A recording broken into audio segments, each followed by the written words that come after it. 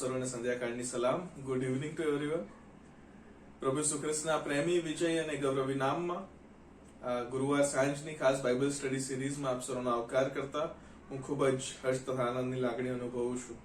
ઈશ્વર પિતાનો ખરેખર આભાર જ માનીએ કે તેમણે આપણને યોગ્ય ગણ્યા કે આપણે આજ સાંજની આ બાઇબલ સ્ટડીમાં એકત્ર થઈ શકીએ. બહાર પરિસ્થિતિ બહુ જ અઘરી છે, અસાધારણ છે, અવર્ણનીય છે, પણ આ બધી પરિસ્થિતિઓની પરે આપણો ઈશ્વર છે અને આપણો ઈશ્વર એમના વચનની ખોટ કદી એના લોકોને પડવા દેતા નથી. માટે ઈશ્વરનો આભાર માનીએ અને ઈશ્વરના નામની સ્તુતિ કરીએ. આ સમયે હું ખરા અંતઃકરણથી ઈશ્વર પિતાનો આભાર માનું છું, જેમણે મને યોગ્ય ગણ્યો કે આપની મધ્ય આવીને આજે એમનું વચન પોકારી શકું. આપણે આગળ વધતા પહેલા આપણા મસ્તકો નમાવી અને આપણે પ્રાર્થના કરીએ. એ પ્રભુ, મારા મુખના વચન અને મારા હૃદયના મનોને તમે તમારી નજરમાં માન્ય કરજો. તમે બોલો અને અમે સાંભળીએ, તમે શીખો અને અમે શીખીએ. પ્રભુ ઈસુ ખ્રિસ્તને લીધે માંગીએ છે, માટે તમે સાંભળો. આમેન. 4 જૂન વહેલી સવારે 4:17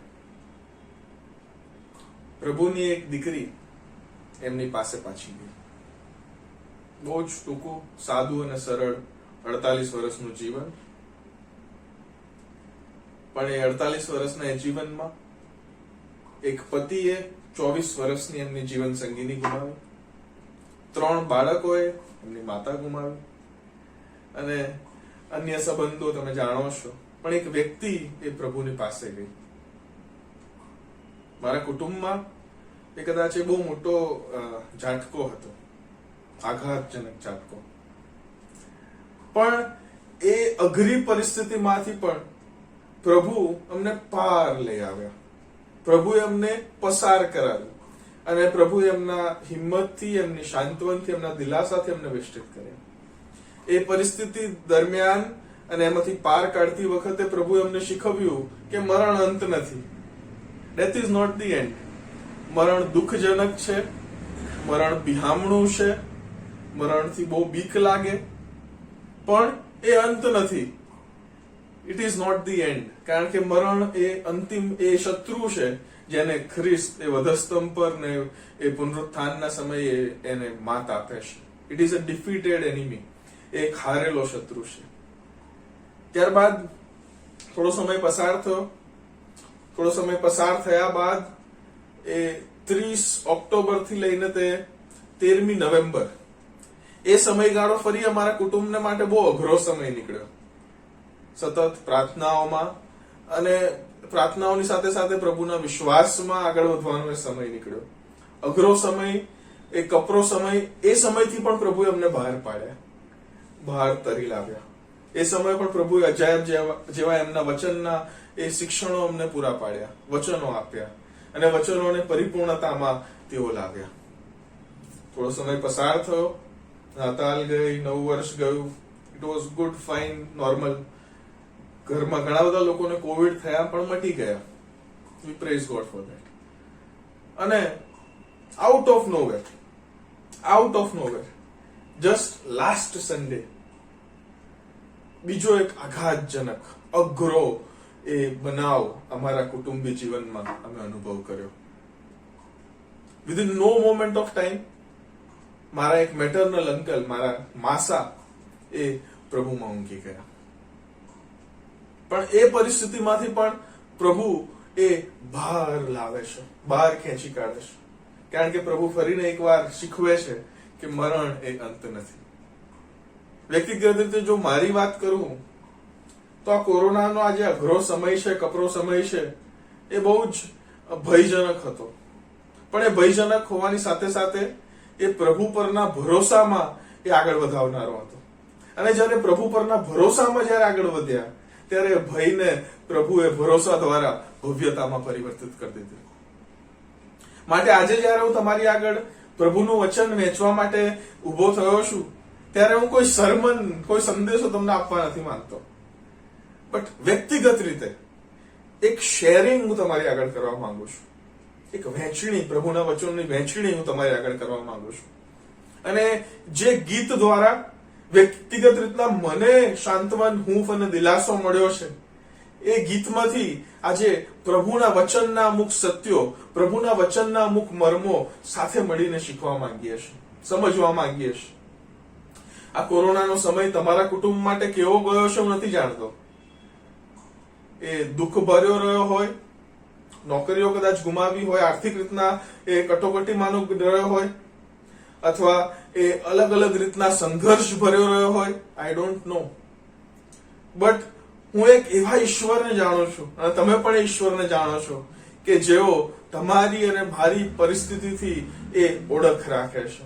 આપણી પરિસ્થિતિઓની અંદર આપણને તે જાણે છે, પરખે છે, અને આપણી પરિસ્થિતિઓને પેલે પાર લઈ જવાની સક્ષમતા અને સર્વોપરિતા ધરાવનાર ઈશ્વર છે મારો ને તમારો. અને એ ઈશ્વરના વચનોમાંથી આજે એક ખાસ ગીતમાંથી હું ને તમે સાથે મળીને મનન કરવા માંગીએ છીએ.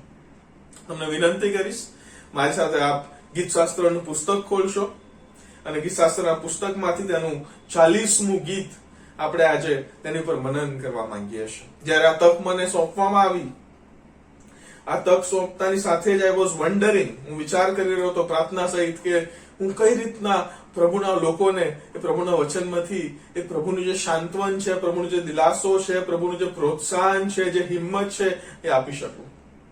અને પ્રભુએ એક વ્યક્તિ તરફ મારું ધ્યાન કેન્દ્રિત કર્યું.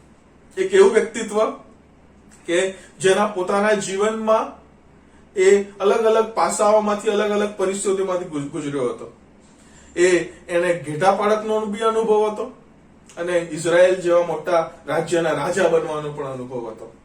એની ચડતીની નોંધ પણ પ્રભુના વચનોની અંદર બાઇબલમાં કરવામાં આવેલી છે, અને એની પડતીની નોંધ પણ પ્રભુના વચનમાં બાઇબલમાં કરવામાં આવેલી છે. એ જયારે પતિત થઈ ગયો હતો, એના પસ્તાવાની નોંધ પણ એ પ્રભુના વચનમાં કરવામાં આવેલી છે.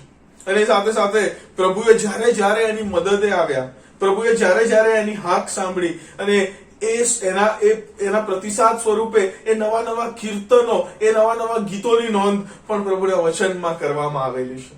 અને એવા જ એક ગીતનું વર્ણન અને એવા જ એક ગીત પર અભ્યાસ આજે હું ને તમે સાથે મળીને કરવા માંગીએ છીએ. આપને વિનંતી કરીશ, મારી સાથે ગીતશાસ્ત્રનું પુસ્તક અને તેનું 40મું ગીત ખોલશો. પૃષ્ઠ નંબર 508 પર એ લખવામાં આવ્યું છે. પ્રભુનું વચન અહીં આ પ્રમાણે લખેલું છે. મુખ્ય ગવૈયાને સારું દાઉદનું ગીત. મેં ધીરજથી યહોવાની વાટ જોઈ, અને તેણે કાન દઈને મારી અરજ સાંભળી. તેણે મને નાશના ખાડામાંથી તથા ચીકણા કાદવમાંથી ખેંચી કાઢ્યો. તેણે મારા પગ ખડક પર ગોઠવ્યા અને મારા ડગલા સ્થિર કર્યા. તેણે નવું ગીત એટલે આપણા દેવનું સ્તોત્ર મારા મુખમાં મૂક્યું. ઘણા તે જોશે અને બીશે અને યહોવા પર ભરોસો રાખશે. જે માણસ યહોવા પર ભરોસો રાખે છે અને અહંકારીને તથા સત્ય માર્ગથી ફરી જનાર જુઠ્ઠાને ગણકારતો નથી, તેને ધન્ય છે. હે યહોવા મારા દેવ, તારા આશ્ચર્યકારક કાર્યો તથા અમારા સંબંધીના તારા વિચારો કેટલા બધા છે કે તેઓની તારી આગળ અનુક્રમે ગણી શકાય પણ નહીં. જો હું તેઓને જાહેર કરીને તેઓ વિશે બોલું તો તેઓ અસંખ્ય છે. તને યજ્ઞ તથા ખાદ્યાર્પણની અપેક્ષા નથી, તે મારા કાન ઉઘાડ્યા છે. દહનાર્પણ તથા પાપાર્થાર્પણ તે માંગ્યા નથી. તેથી મેં કહ્યું, જો હું આવ્યો છું, પુસ્તકમાં મારા વિશે લખેલું છે કે હે મારા દેવ, તારી ઈચ્છા પ્રમાણે કરવાને હું રાજી છું. તારો નિયમ મારા હૃદયમાં છે. મહામંડળીમાં મેં તારા ન્યાયપણાની વાત પ્રગટ કરી છે. મેં મારા હોઠો બંધ કર્યા નથી. હે યહોવા, તે તું જાણે છે. મેં મારા હૃદયમાં તારું ન્યાયપણું સંતાડી મૂક્યું નથી. મેં તારું વિશ્વાસુપણું તારણ પ્રગટ કર્યા છે. તારી કૃપા તથા સત્યતા મેં મહામંડળીથી છુપાવી રાખી નથી. હે યહોવા, તારી કૃપા દ્રષ્ટિ મારાથી દૂર ન રાખ. તારી કૃપા તથા સત્યતા નિરંતર મારું રક્ષણ કરો. કેમ કે અગણિત આપદાઓએ મને ઘેરી લીધો છે, મારા અન્યાયોએ મને પકડી રાખ્યો છે. તેથી હું ઊંચું જોઈ શકતો નથી. તેઓ મારા માથાના નિમાળા કરતા વધારે છે, અને મારું હૃદય નિર્ગત થયું છે. હે યહોવા, કૃપા કરીને મને છોડાવો. હે યહોવા, મને સહાય કરવાને ઉતાવળ કર. જેઓ મારા આત્માને નાશ કરવાને મથે છે, તેઓ સર્વ ફજેત થાઓ અને ત્રાસ પામો. અને જેઓને મારા નુકસાનથી સંતોષ થાય છે, તેઓ પાછા હટો અને આબરૂહીન થાઓ. જેઓ મને આહા આહા કહે છે, તેઓ પોતાની શરમ ભરેલી ચાલના બદલામાં પાયમાલ થાઓ. જે સગડા તેને શોધે છે, તેઓ તારાથી હર્ષ પામો તથા આનંદ કરો. જેઓ તારું તારણ ચાહે છે તેઓ નિરંતર કહો કે યહોવા મોટો મનાવો. પરંતુ હું દીન તથા દરિદ્ર છું, તો પણ પ્રભુ મારી ચિંતા કરશે. હે મારા દેવ, તું મારા સહાયકારી તથા મારો છોડાવનાર છે, તું વિલંબ ના કર. આ પ્રભુનું વચન છે અને પ્રભુ તેને સમજવાને માટે અને સ્વીકારવાને માટે આપણને સહાયતા તથા મદદ કરો. પ્રભુનું આજે વચન છે ગીતશાસ્ત્ર 40. એ એક ગ્રુપ ઓફ સોંગ્સ જેને કહેવાય, એક ગીતોનું જે જૂથ છે એ જૂથનું એક ભાગ છે. ઘણી બધી વાર હું તમે માની લેતા હોઈએ છે કે ગીતશાસ્ત્રની અંદર જે 150 ગીતો છે એ ગીતશાસ્ત્ર એક દોરી છે અને એની અંદર અલગ મોતી સમાન 150 અલગ ગીતો છે. પણ ખરેખર જો અભ્યાસ કરીએ તો મને તમને ખબર પડે કે આ ગીતોના સંગ્રહની અંદર પણ અમુક ગ્રુપ્સ છે. અને જે ગ્રુપ્સો જ્યારે આપણે અભ્યાસ કરીએ ત્યારે આપણે એ બોર્ડું જે ચિત્ર છે તેને સમજી શકીએ છીએ. ગીતશાસ્ત્ર 37 ની જો વાત કરીએ તો ગીતશાસ્ત્ર 37 જે છે એ પ્રભુની રાહ જોવાનું મહત્વ દર્શાવતું એક ગીત છે. ત્યારબાદ ગીતશાસ્ત્ર 38 અને 39 જે બે ગીતો છે એ પ્રભુની રાહ જોવાની અંદર જે લાગુકરણની વાતો આવે છે, એ દર્દ ભરેલા આત્મ તપાસની જે વાત આવે છે, એ લાગુકરણની વાત એ 38 અને 39 ની અંદર મારે તમારા સ્વરૂપ પીરવવામાં આવ્યું છે. અને ત્યારબાદ ગીતશાસ્ત્ર 40 જેની પર આજે આપણે અભ્યાસ કરવાના છે, એ ગીતશાસ્ત્ર 40 ને વાંચતા એમ લાગે કે એટલીસ્ટના પહેલા ભાગની અંદર તો પ્રભુએ એ વિજયવંત કર્યો છે દાઉદને. દાઉદ એ જે ખાડામાં હતો અથવા જે કાદવમાં હતો, જે મુશ્કેલીમાં હતો, અને દાઉદે એ સમયમાં જયારે પ્રભુની વાટ જોઈ ત્યારે પ્રભુએ જયારે પ્રત્યુત્તર આપ્યો છે અને એને એ પરિસ્થિતિમાંથી બહાર કાઢ્યો છે, એવું ચિત્ર મને તમને જોવા મળે છે. અને એનાથી આપણે આ ગીતના બે ભાગોમાં આપણે એનો અભ્યાસ કરવા માંગીએ છીએ. પહેલો જે ભાગ છે એ કલમ 1 થી 10 છે, જેની અંદર એ દાઉદ જે છે એ આનંદ સહિત પ્રભુની સ્તુતિ કરે છે, કારણ કે પ્રભુ એની વારે આવ્યો છે, પ્રભુ એની મદદે આવ્યો છે. અને ત્યારબાદ એ 11 થી 17 કલમ એ આપણે આને બીજા ભાગમાં એનો અભ્યાસ કરવા માંગીએ છીએ. આજે 1 થી 10 કલમો છે, એ 1 થી 10 કલમને મેં આપને સારું 4 અલગ ભાગોમાં વહેંચેલી છે, 4 અલગ ભાગોમાં. એ જે પહેલી જે બાબત એ કલમ 1 થી 3 માં મારે તમારી સાથે લખેલું છે એ તો એની વ્યક્તિગત સાક્ષી છે, દાઉદની વ્યક્તિગત સાક્ષી, પર્સનલ ટેસ્ટિમની. કલમ 1 થી 3 એની અંદર આપણે જો જોઈએ તો પહેલી કલમમાં લખેલું છે કે મેં ધીરજથી યહોવાની વાટ જોઈ, ધીરજથી યહોવાની વાટ જોઈ. અહીંયા જે રાહ જોવાનો તો જે વાટ જોવાનો જે કોન્સેપ્ટ છે એ બહુ એક્ટિવ છે, બહુ સક્રિય છે. એવું લાગે કે જાણે કે એની અઘરી પરિસ્થિતિની અંદર, એની વિટંબણા ભરી એ સંજોગોની અંદર એ એક જ કામ કરી રહ્યો હતો, અને એક જ કામ એટલું હતું કે એ પ્રભુ પર એ ભરોસો રાખીને પ્રભુની રાહ જોઈ રહ્યો હતો. એક્ટિવ, પર્પસફુલ, સક્રિય અને હેતુસર વાટ જોવાની વાત એ દાઉદ રાજા એની પોતાની પર્સનલ ટેસ્ટિમની અંદર પહેલામાં પહેલી વાત એ મને તમને શીખવે છે. એક્ટિવલી રાહ જોવી, કે હું તો રાહ જોઈશ, એવું નહીં કે બીજું બધું મારું કરતો જાઉં, એની જોડે જો પ્રભુ મદદે આવે તો મને કાઢે તો સારું, એવું નહીં. બટ એક્ટિવલી, સક્રિય રીતે કેવળ ને કેવળ પ્રભુની રાહ જોવી. To wait unto the Lord is the best ever exercise. અને એ એક્સરસાઇઝ દાઉદ રાજા પોતે મને તમને શીખવે છે. દાઉદ રાજા એ રિસોર્સિસ થી ભરેલું વ્યક્તિત્વ હતું, અલગ પ્રકારના રિસોર્સિસ એની પાસે હતા. પોતે રાજા હતો, અને પણ ઇઝરાયલ જેવા રાજ્યનો એ રાજા હતો. અને એ રિસોર્સિસને એક બાજુ મૂકે છે, એના તાલંતોને આવડતોને એક બાજુ મૂકે છે, અને એ બધું બાજુ પર મૂકતા એ એકમાત્ર વસ્તુને, એ કાર્યને જે સક્રિય રીતના કરે છે એની અઘરી પરિસ્થિતિમાં, એ તો એ છે two wait unto the lord, એ પ્રભુની રાહ જોવે છે. હવે અહીંયા દાઉદ કઈ વિટંબણામાં હતો, કઈ મુશ્કેલીમાં હતો, કયા શત્રુએ એને ઘેરી લીધો હતો, અથવા શું પરિસ્થિતિ હતી, એ સ્પષ્ટતા ધોરણે લખવામાં આવેલી નથી.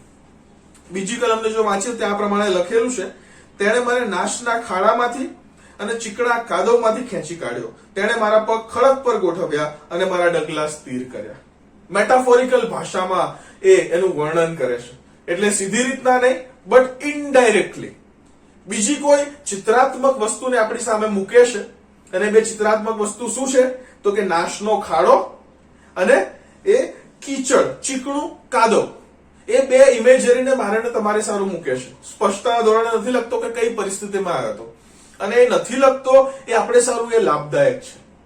એ નથી લખતો એને કારણે હું ને તમે આપણી પરિસ્થિતિઓને, આપણા દુઃખોને, આપણી વિટમણાઓને, આપણા તોફાનોને આ બીજી કલમની અંદર મૂકી શકીએ. નવા કરારમાં તમે જો જુઓ તો નવા કરારની અંદર પણ એ બીજો કોરિન્થીના 12મા અધ્યાયની અંદર પાઉલ પ્રેરિત એના દેહમાંના એક કાંટાની વાત કરે છે કે શૈતાની દૂતને સમાન એ દેહમાંનો મારો કાંટો છે જેના કારણે હું નમ્રતા શીખી શકું.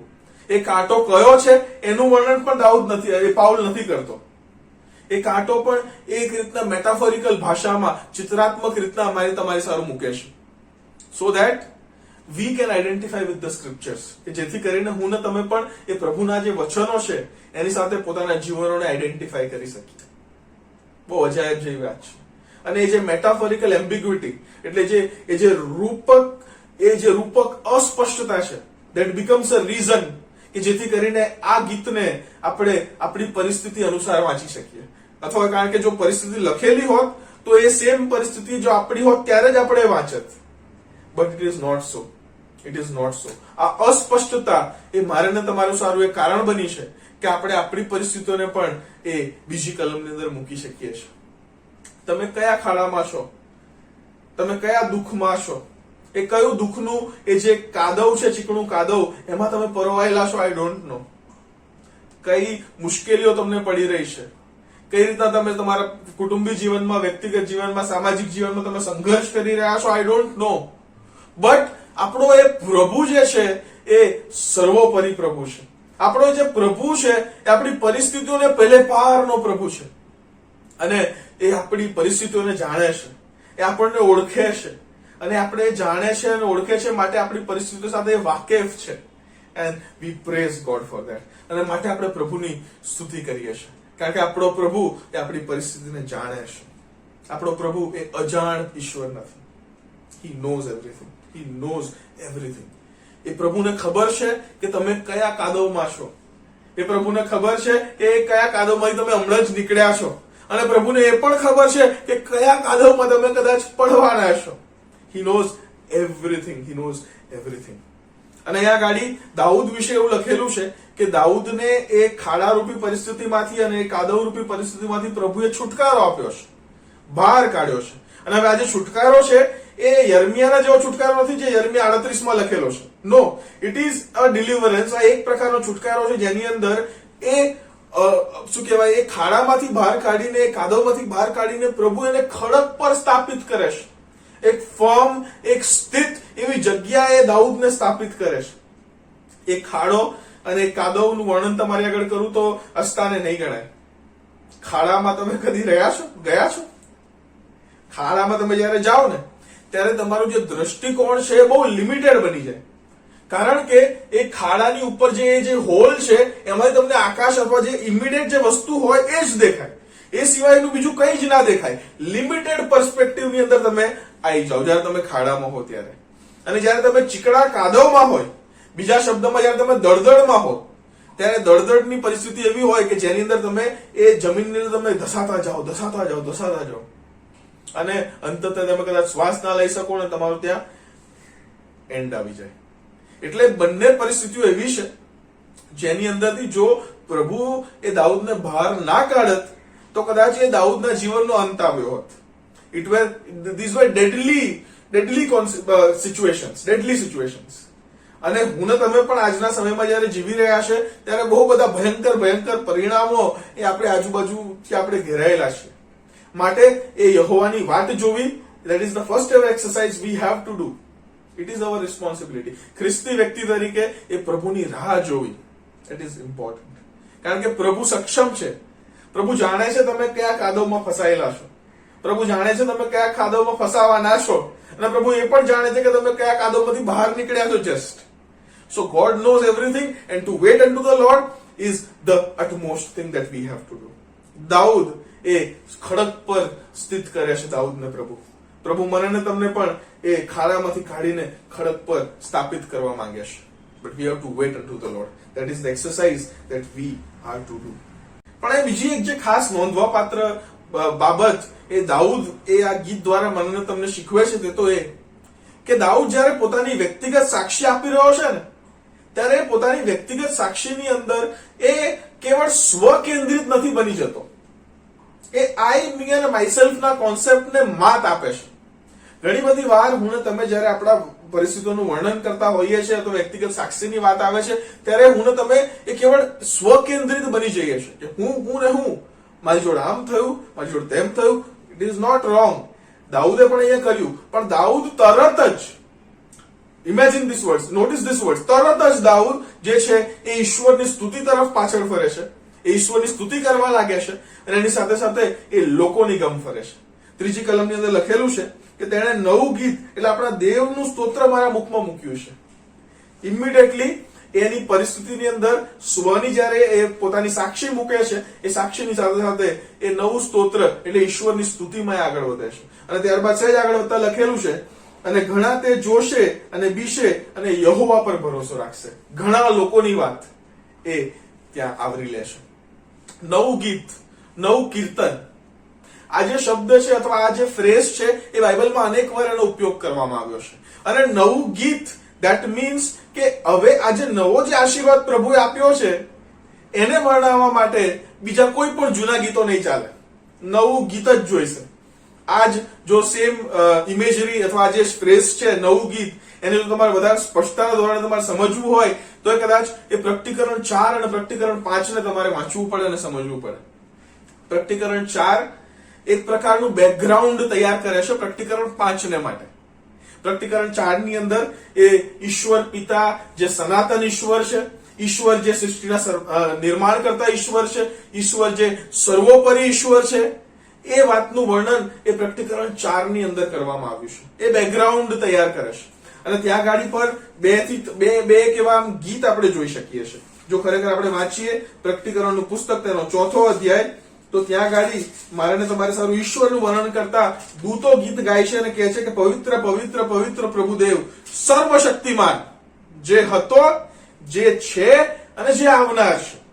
અનાદિકાળથી તે અનંતકાળ સુધી ઇટર્નલ ગોડની વાત, સર્વશક્તિમાનની વાત, સર્વશક્તિમાન ઈશ્વરની વાત ત્યાં કરવામાં આવી છે. ત્યારબાદ બીજું જે ગીત 11મા ગીતમાં લખેલું છે તે આ પ્રમાણે છે કે ઓ અમારા પ્રભુ તથા દેવ, માન મહિમા સામર્થ્ય પામવાને તું જ યોગ્ય છે, વર્ધી ગોડ, કેમ કે તે સર્વને ઉત્પન્ન કર્યા અને તારી ઈચ્છાથી તેઓ હતા ને ઉત્પન્ન થયા. You are a creator God.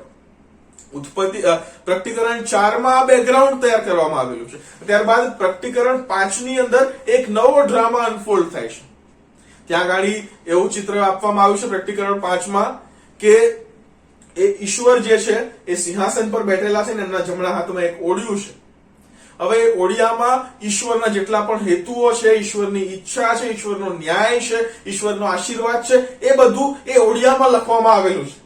અને હવે જ્યાં સુધી કોઈ એ ઓડિયાને ખોલે નહીં ત્યાં સુધી ઈશ્વરના જે હેતુઓ છે, આશીર્વાદો છે, ન્યાય છે, એ બધા ઇફેક્ટમાં ના આવી શકે, ત્યાં સુધી એ બધા કાર્યરત ના થઈ શકે. ધેટ્સ વાય એટલા માટે હવે મોટો જે દૂત છે, પરાક્રમી દૂત, એ મોટે સાથે પોકાર કરે છે અને કહે છે કે આ ઓડિયું ઉઘાડવાને અને તેની મુદ્રા તોડવાને કોણ યોગ્ય છે? પણ આકાશમાં અથવા પૃથ્વી પર અથવા પૃથ્વીની તળે એ ઓડિયું અથવા એમાં જોવાને કોઈ સમર્થ નહોતો. There was no one found worthy. હવે એટલા માટે હું બહુ રડ્યો, યોહાન એવું કહે છે, હું બહુ રડ્યો કારણ કે તે ઓડિયું ઉગાડવાને તો તેમાં જોવાને કોઈ યોગ્ય જડ્યો નથી. ત્યારે વડીલોમાંના એકે મને કહ્યું કે તું રડમાં. જો યહૂદાના કુળમાંનો જે સિંહ છે, જે દાઉદનું થડ છે, તે ઓડિયું ઉઘાડવાને તથા તેની 7 મુદ્રા તોડવાને વિજયી થયો છે. અને રાજ્યાસનની તથા 4 પ્રાણીઓની વચમાં તથા વડીલોની વચમાં મારી નંખાયેલા જેવું એક હલવાન ઉભું રહેલું મેં જોયું. તેને 7 શિંગડા હતા, 7 આંખ હતી અને તે આંખો દેવના 7 આત્મા છે, જેઓને આખી પૃથ્વી પર મોકલવામાં આવેલા હતા. તેણે જઈને રાજ્યાસન પર બેઠેલા જમણા હાથમાંથી તે ઓડિયું લીધું અને જ્યારે તેણે તે ઓડિયું લીધું ત્યારે 4 પ્રાણી અને 24 વડીલો અને હલવાનને પગે પડ્યા અને દરેકની પાસે વીણા તથા ધૂપ ભરેલા સોનાના પ્યાલા હતા અને તે ધૂપ સંતોની પ્રાર્થનાઓ છે. ઈસુ ખ્રિસ્ત વિશે વાત લખવામાં આવી છે કે એ ઓડિયું ખોલવાને કોઈ યોગ્ય નહોતું. એટલે યોહાન રડવા લાગ્યો. કારણ કે એ ઓડિયું જ્યાં સુધી ખુલશે ને ત્યાં સુધી ઈશ્વરની જે ઈચ્છા છે, એ જે ન્યાયની વાત છે, આશીર્વાદની વાત છે, એ કાર્યરત નહીં થાય. એટલા માટે રડવા લાગ્યો હતો. એટલે પછી એક વડીલે એને કીધું કે ભાઈ તું રડમાં, જો એ યહુદાના કુળનો એક સિંહ યોગ્ય માલુમ પડ્યો છે. ઉપર જોવે છે, અરે એ તો સ્લોટર્ડ લેમ્બ, એટલે એ તો એ બલી ચડાયેલું હલવાન ત્યાં જોવે છે. હવે આ એક એપોકેલિપ્ટિક લેંગ્વેજ છે, એક અંતના સમયના દર્શનની એક ભાષા છે, શાબ્દિક ચિત્ર છે. આ શાબ્દિક ચિત્રને તમે કદી ચિત્રમાં નહીં પરિવર્તિત કરી શકો. It is not possible. એ કઈ અડધું સિંહ અને અડધું હલવાન એવું નતું, અથવા બંને મિક્સ હતા એવું નતું, but it was a lion lamb. Lion lamb ની વાત અહીંયા કરેલી છે. અહીંયા આગળ આ જે લાયન લેમ્બ જે છે એ સિંહાસનની વચમાંથી જ નીકળે છે. કારણ કે વી હેવ સીન કે પૃથ્વી પર કે પૃથ્વી તળે કે સ્વર્ગમાંનું કોઈ દૂત કોઈ યોગ્ય નતું. So this lion lamb had to come from within the throne. એ વિધિન ધ થ્રોન એ સિંહાસન માંથી બહાર નીકળે છે અને જમણા હાથનું ઓડિયું લે છે અને ખોલે છે. અને જયારે એ ઓડિયું ખોલે છે ત્યારે એ જે દૂતો હતા, જે વડીલો હતા, અથવા ત્યાં સભામાં જેટલા બી હાજર હતા, એ લોકો એમની વીણાઓ કાઢી અને તેઓ એ ઈશ્વરની સમક્ષ એક નવું કીર્તન કરવા લાગ્યા.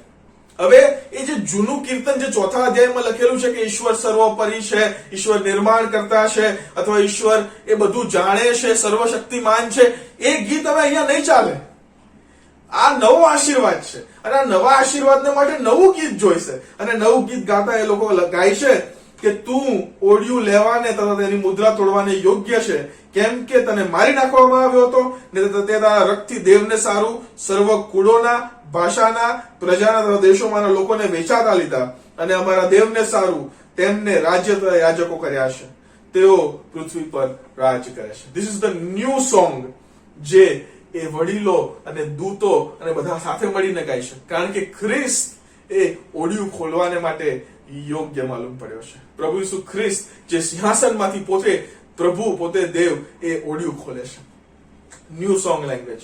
હવે આજે ગીતશાસ્ત્ર 40 ની અંદર જે દર્શન મારે તમારે સારું મૂકેલું છે એ અલ્ટિમેટ કન્ઝમેશન નું કોઈ ચિત્ર નથી, અંતના સમયની કોઈ વાત નથી. બટ અહીંયા ગીતશાસ્ત્ર 40 ની અંદર પણ મારે તમારે જે સમજવું રહ્યું તે કે પ્રભુની જે ભલાઈ છે, પ્રભુના જે અલગ અલગ ચારિત્રો છે, એ અલગ અલગ ભલાઈ અથવા દયા અથવા જે પ્રેમના જે ચારિત્રો છે એનો અનુભવ આપણે આપણા જીવનમાં કરતા આવ્યા છે. ઘણી બધી વાર જૂના સમયમાં તમે તમારા ઇતિહાસમાં, તમે જો તમારા જીવનના ઇતિહાસને તમે જો રિવાઇન્ડ કરશો, તમને ખબર પડશે કે એવા કેટલા બધા કાદવમાંથી પ્રભુ તમને બહાર કાઢ્યા છે, એવા કેટલા બધા ખાડાઓમાંથી પ્રભુ તમને ખેંચી લીધા છે અને તમને એ ફર્મ, એ ખડક પર સ્થાપિત કર્યા છે. This experience you already have, જેને તમે જાણો છો કે પ્રભુ એ ભલો છે, પ્રભુ એ પ્રેમી છે અને પ્રભુ એ અનુકંપા, એ કમ્પેશન, એ દયા ધરાવનાર ઈશ્વર છે. અને માટે એ દરેકે દરેક જૂના અનુભવોને આધારે એ ખ્રિસ્તી વિશ્વાસની અંદર મારા ને તમારે પણ એ નવું ગીત that becomes a part of our life, એ મારા ને તમારા જીવનનો એક ભાગ બની જાય છે. નવું ગીત, ઈશ્વરની સમક્ષતામાં એ નવું ગીત ગાવું. That's what David is telling here. Dawood રાજા પોતે મારે ને તમારે સારું આ મૂકી રહ્યો છે. નવું ગીત ક્યારે ગાશો? સ્નેહીજનને જયારે તમે ગુમાવ્યું, કોરોનાને કારણે, અન્ય કોઈ પણ કારણે, પણ જયારે પ્રભુએ તમને શાંતિ અને દિલાસો આપ્યો, એ મરણની પેલે પાર એ જોવાની અને જવાની જે દ્રષ્ટિ અને જે પાથવે આપ્યો, એને જયારે તમે તમારા જીવનમાં અનુભવ કરો, સિંગ અ ન્યૂ સોંગ, નવું ગીત ગાઓ. તમારા મંડળીના જીવનમાં જો કોઈ સંઘર્ષ હતો અને પ્રભુએ રિવાઇવલ અને રિફોર્મેશન થકી એ મંડળીના પ્રશ્નોને હલ કરી નાખ્યા, મંડળી તરીકે સિંગ અ ન્યૂ સોંગ, નવું ગીત ગાઓ. તમારા વ્યક્તિગત જીવનની અંદર તમે કોઈ પાપથી સંઘર્ષ કરી રહ્યા હતા, તમને ખબર હતી કે આ ખોટું છે, પણ છતાં પણ તમે નીકળી ન શકતા. કદાચ તમારા કોઈ પરિવારજનની માટે તમારા મગજમાં કોઈ પૂર્વગ્રહ હતો જે ખોટો હતો, પણ તમે એમાંથી બહાર નતા નીકળી શકતા. કદાચ તમારા મનની અંદર બીજું કોઈ પાપ હતું અને જયારે તમે એ પાપને પ્રભુની આગળ કબૂલ કર્યું, એ પાપમાંથી જયારે પ્રભુએ એ પાપના કાદવમાંથી તમને જયારે બહાર કાઢ્યા, સિંગ અ ન્યૂ સોંગ, નવું ગીત પ્રભુની સમક્ષતામાં ગાઓ. દાઉદે નવું ગીત ગાયું. ગીતશાસ્ત્ર 51 ની ભેટ મને તમને એમને નથી મળી. નવું ગીત ગાઓ, sing a new song unto the Lord. અહીંયા દાઉદ જે છે એ આગળ વધતા એ વ્યક્તિગત જે સાક્ષી છે, એ વ્યક્તિગત સાક્ષીને એ વ્યક્તિઓના સિદ્ધાંતમાં પરિવર્તિત કરી દેશે. એ કલમ એ 4 અને 5 ની અંદર મારે તમારી સામે મૂકવામાં આવેલી છે કે દાઉદ એ પર્સનલ ટેસ્ટિમનીને હવે પબ્લિક પ્રિન્સિપલ્સમાં કન્વર્ટ કરે છે. એના જીવનનો એ જે અનુભવ છે એ એના જીવનના અનુભવને આધારે હવે એ શીખ અથવા એ પ્રિન્સિપલ્સ અથવા અમુક સિદ્ધાંત એ બધા લોકોને માટે આપે છે. 4 ને 5મી કલમની અંદર પ્રભુના વચનની અંદર આ પ્રમાણે લખેલું છે કે જે માણસ યહોવા પર ભરોસો રાખે છે અને અહંકારીને તથા સત્યના માર્ગથી ફરી જનાર જુઠ્ઠાને ગણકારતો નથી તેને ધન્ય છે. હે યહોવા મારા દેવ, તારા આશ્ચર્યકારક કાર્યો તથા અમારા સંબંધી તારા વિચારો એટલા બધા છે કે તેઓને તારી આગળ અનુક્રમે ગણી શકાય નહીં. જો હું તેઓને જાહેર કરીને તેઓ વિશે બોલું તો તેઓ અસંખ્ય છે. They are innumerable. એક નાનકડી પોઈન્ટ તમે નોટ કરી અહીંયા. દાઉદ રાજા 1 થી 3 કલમની અંદર ફર્સ્ટ પર્સનમાં એટલે પહેલા વ્યક્તિમાં વાત કરી રહ્યો હતો, હું, મારું, મારો. બટ અહીંયા સડનલી 4થી અને 5મી કલમની અંદર એ થર્ડ પર્સનમાં એટલે ત્રીજી વ્યક્તિમાં વાત કરી રહ્યો છે, જે માણસ. Try to understand.